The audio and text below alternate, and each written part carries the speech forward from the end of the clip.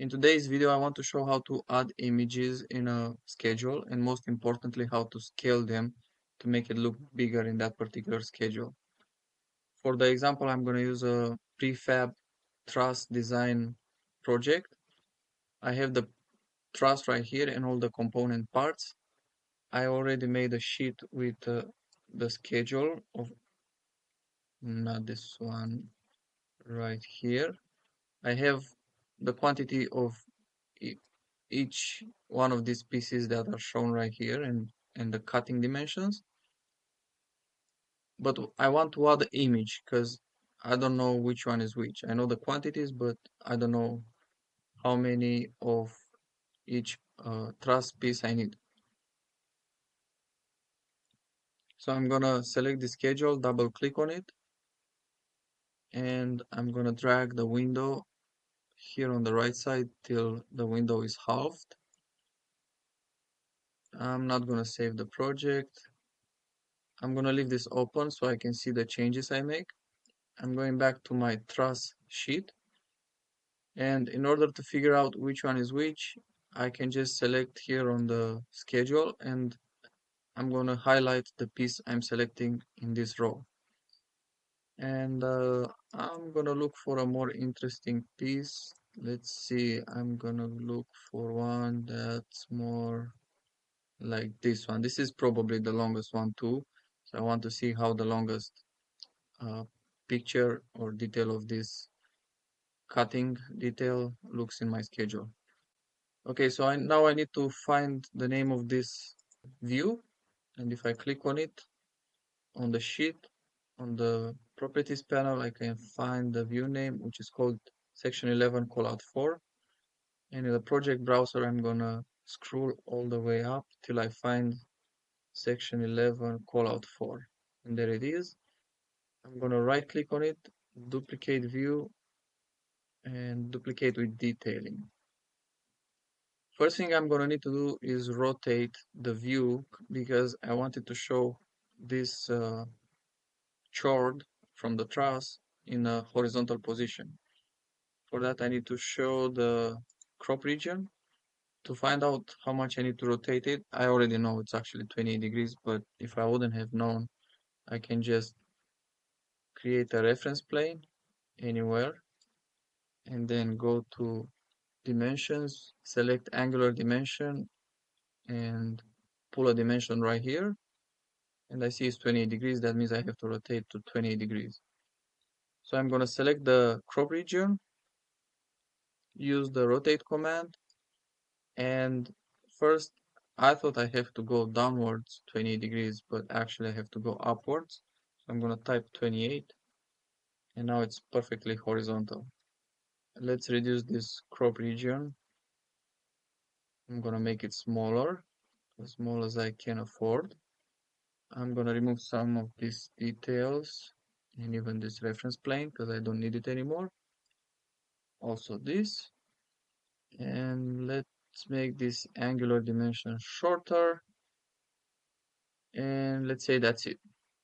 Now I can go to File, Export, and I can do either PDF or either images and animation. So I'm gonna choose image. I'm gonna select current window. Let's say I wanna do 4000 pixels, and I'm gonna change the directory. I'm gonna go to my computer. I'm gonna choose pictures, and I think I'm gonna override this picture called one. Yes, and okay. Now back to my chart under image, I'm gonna find this tiny square with 3 dots. I'm gonna click on it, and now I can add my image, and I'm already in my pictures, and I have number 1 here. I'm gonna double click on it, and then press OK. And let's see how it looks like. I'm gonna close this first and then go to my schedule sheet. And the problem is it is too small and I want to make it bigger. How do I do that? First, I'm gonna go back to my view and Sometimes if I have a reference plane that it extends past the crop region, Revit might export this image where up to the point where the reference plane goes. So I'm gonna hide this. I'm gonna also select the view and reduce the crop annotation crop region. So I'm gonna make it as small as I can. Now let's try again. File, export, image, and pictures is fine, but I'm gonna have to go change and double click on one, yes, and okay. And yes again. And let's see how it looks like. I'm gonna go back to my chart, click on the square with the three dots, and I don't have to go add again. I can just click reload and then click OK. It looks a little bit better, it's a little bit bigger, but I feel like it's still not enough. So I'm gonna select the chart, and there is something called here resize. So from 20 millimeters, I'm gonna change it to, let's say, 30. I'm gonna get this message, I'm gonna click close, and now it looks a little bit bigger. And if I wanna go even further, I can double click on the image, and then if you have a editor, you can go to edit image, and I'm gonna crop the image and make it even, and reduce the margins even to make it even shorter. And I'm gonna save, close the image, and again I'm gonna do the same thing. Click on the square, reload, and then click OK.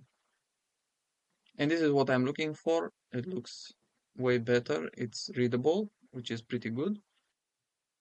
And you don't need to export every individual image. If you're organized, if you know how your sections that are going to be exported as pictures, detailed pictures for your schedules are named, you can just go to File, Export, Image, and then go Selected Views, Sheets, check None, unhide the unchecked views, and then just look for views, create a set, select it, and export. And that's going to be only one action. It's going to export as many selected images.